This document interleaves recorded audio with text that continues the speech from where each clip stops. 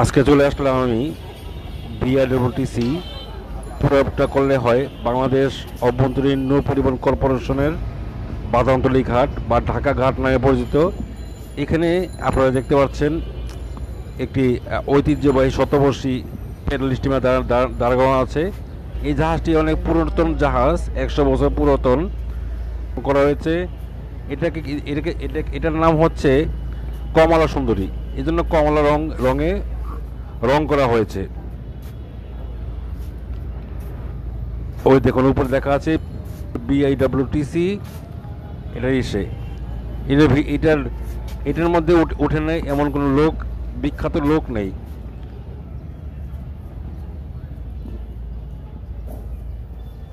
দেখতে পাচ্ছেন আমি এখন দেখাবো এটার এটার কারখানা আশপাশ, মানে এটার ডকওয়ে, এটার ডকইয়ার্ড।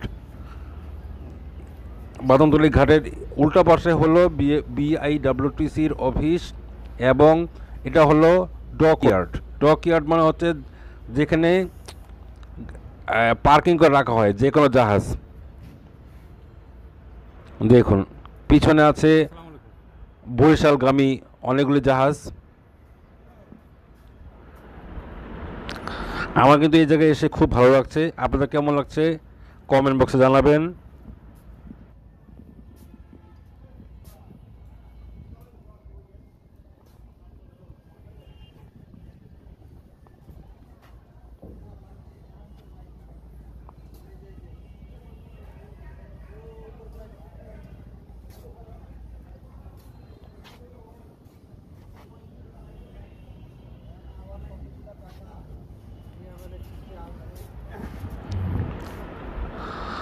মাঝে মধ্যে জাহাজে উঠতে তো ভালো লাগে, মানে সিনেমা দেখি টাইটানিক সিনেমা দেখি অমুক, কিন্তু আমাদেরও তো টাইটানিক আছে, তাই না?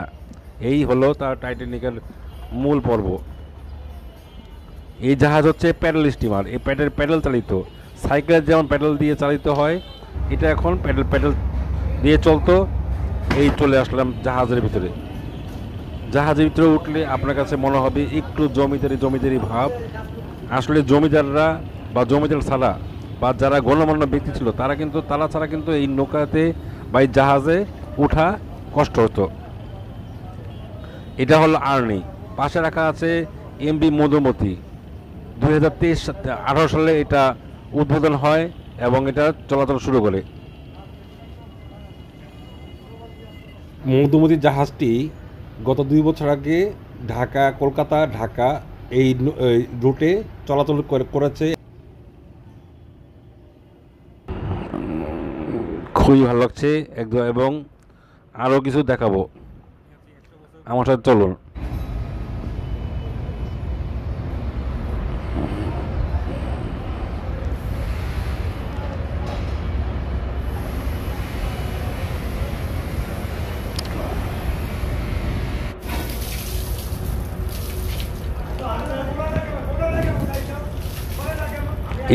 এই জাহাজটি ছিল আগে ছিল প্যাডেল চলতো, এখন এটি হাইড্রোলিক ইঞ্জিনে চলে।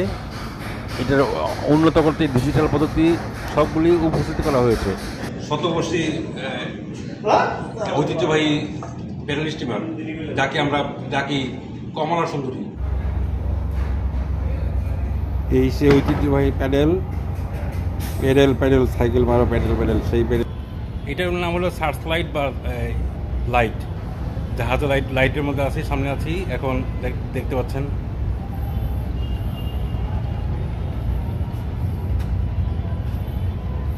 বছর ধরে চলতে পিএস মাসুদ প্যাডেল স্টিমার, এই স্টিমারে এখন আমি আছি। শতবর্ষ ঐতিহ্যবাহী। পাশে আছে এমবি মধুমতি। এখন আমি আছি বাদামতলী ঘাটের এখানে। বিআইডব্লিউটিসির দুটি ঐতিহ্যবাহী জাহাজ এমবি মধুমতি, পাশাপাশি আছে পিএস মাসুদ।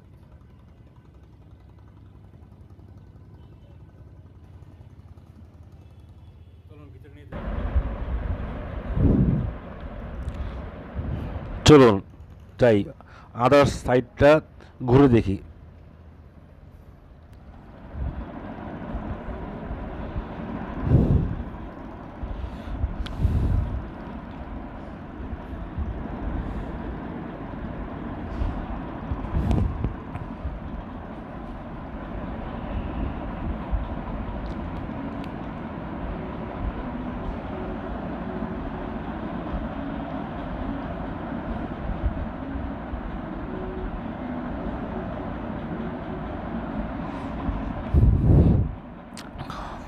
জাহাজের চারপাশ ঘুরিয়ে দেখাচ্ছি। কাঠের সব দরজা। এটা অনেক পুরাতন পুরাতন জাহাজ হওয়াতে এটা সব কাঠের দরজা। কাঠের যে আগের ফরমালিকা ছিল, যে কালার ছিল খয়েরি কালার, সেটা প্রতিস্থাপন করা হয়েছে। অনেক পুরাতন জাহাজ, এটা অনেক পুরাতন জাহাজ, শতবর্ষী। আপনারা হিসাব করে দেখুন কবেকার জাহাজ এটি।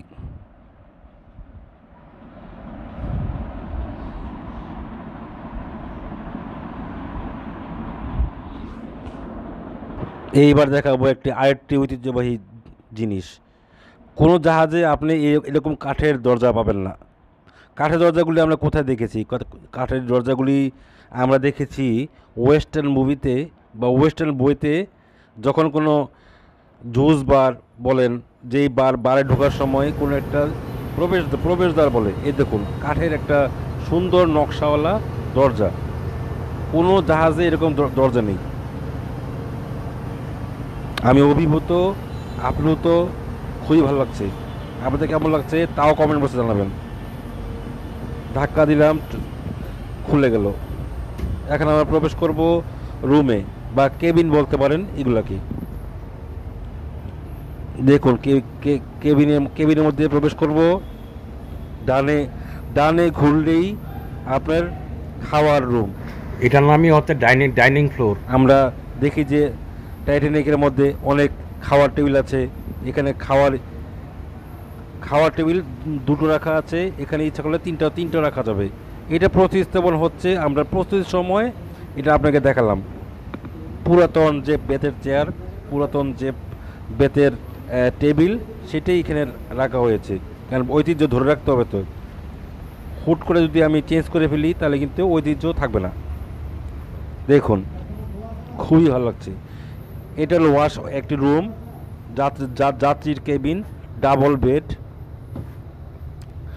বেডে দেখুন। আবার হোম লাইট আছে দুটো, দারুণ। আবার এখান থেকে আপনি যাতায়াত যখন করবেন, যাত্রীরা এখান থেকে শুয়ে শুয়ে নদীর যে সৌন্দর্য অবলোকন করতে পারবে। সুন্দর জিনিস। এখন দেখুন এটা হলো বেসিন।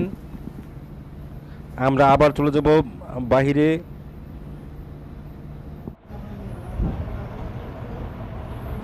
উপরে আবার ফ্যান একটা হ্যাং করা আছে, খুবই সুন্দর। পুরানো ঐতিহ্য মানেই 90s বা আমাদের জন্য 80s বা 70s 60s বলেন, একটা এন্টিক একটা ভাব আমি দেখতে পেয়েছি। এই যেটা ভালো লাগা, এটা কোনো দিনও শেষ করতে পারবো না।